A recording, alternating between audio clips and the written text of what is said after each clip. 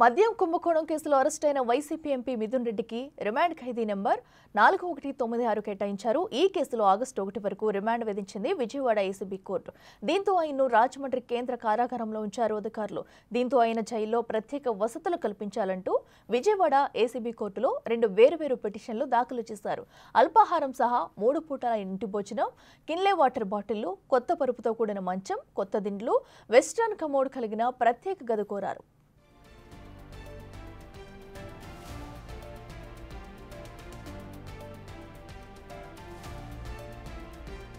వీటితో పాటు protein powder, ఓ table, దానిపై తెల్ల కాగితాలు, పెన్ను ఏర్పాటు చేయాలని, యోగా మ్యాట్ ఇప్పించాలని కోరారు.